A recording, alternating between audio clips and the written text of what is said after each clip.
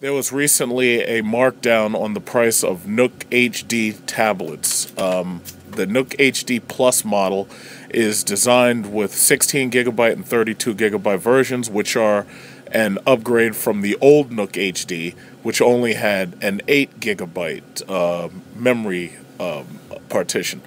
So these new Nook HDs also have larger screens. They have a 9-inch screen that's 1080p so that they can compete with the Google 7-inch tablet, the Amazon Kindle Fire HD tablets, and probably the iPad Mini. Now, considering the iPad Mini starts at $330, the Google tablet starts at $200, and the Amazon Kindle Fire is about $200. This is actually a really good sale. Now, I bought a couple of these tablets because I'm going on a trip to Seychelles, Africa, with my girlfriend, and I want to have like stuff to do while I'm on that plane because it's going to be like 26 hours. It's going to be split into two parts. You got to go to Dubai first using Emirates Airline, and then you got to hopscotch over to Seychelles. At any event, and you might ask me, why did I buy these tablets were on sale, and if you're currently looking for a tablet or you're looking for a gift for your significant other, you might want to consider them. With tax, it was $163.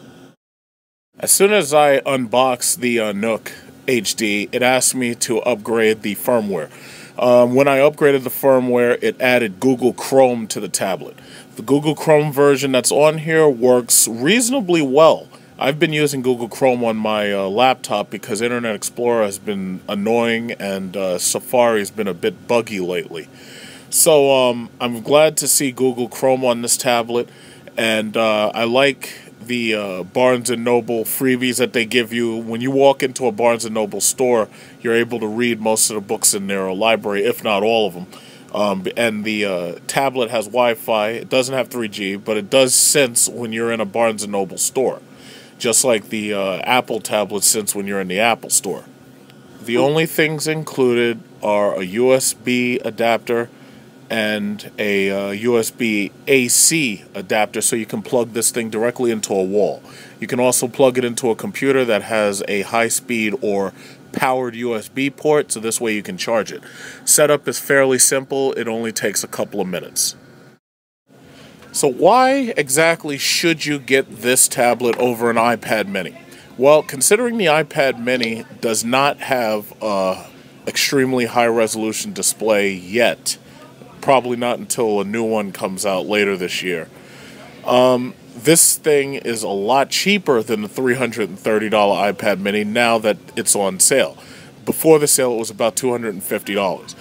It runs a version of Android that includes the Google Play Store so that you can download apps. It also obviously has the Barnes Noble book downloading sections. It has magazines, articles, and it makes getting to things extremely simple.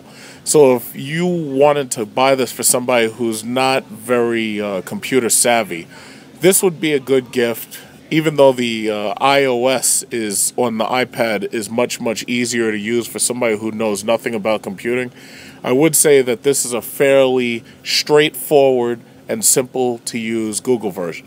As you can see, this thing can run YouTube from the website, and it can run the videos in full screen. Unlike the old Amazon Kindle, I didn't see blurriness and I didn't see pixelation. The one downside is if you want to watch movies on it, you're going to definitely want to have headphones because the speaker that's on the back, and there's only one of them, is relatively small and is flush with the device. Depending upon how you hold this thing, you can actually cover up the speaker inadvertently with your hand. If you do that, it'll be very hard to hear it. It can be quite annoying for some. Most of the newer tablets offer a long-term battery, so this way you can read books for a very long time. Students specifically usually have classes that are 3 or 4 hours, so this battery is designed to last 10 hours, similar to one of the newer iPads. My Asus Transformer will last 15 hours because the keyboard has its own built-in lithium-ion pack that adds to the built-in battery pack of the computer. So that one gets 15 hours. So that one, for me, was already better than the iPad. Now, students will definitely have to charge this at the end of the day, so they can just charge it overnight as they sleep. I'm quite happy that it works so well with YouTube, but as you can see, it also works with Hulu. Plus, you're going to have to pay for the subscriptions for these things. If you already have, what is it called, Netflix, then you know exactly what I'm talking about. I choose not to pay for any subscriptions with the exception of what I get on Fios TV. I have HBO Go, which is really cool for watching The Sopranos, reruns and whatnot. But as you can see, Hulu works pretty well, but Hulu Plus is designed specifically for this tablet, so that'll actually work better if you subscribe to it. Ellen Degenerate. It looks pretty good on this big screen, even though she sucks and she's not funny. The only problem is the sound. It's like it's not very loud even at the highest point.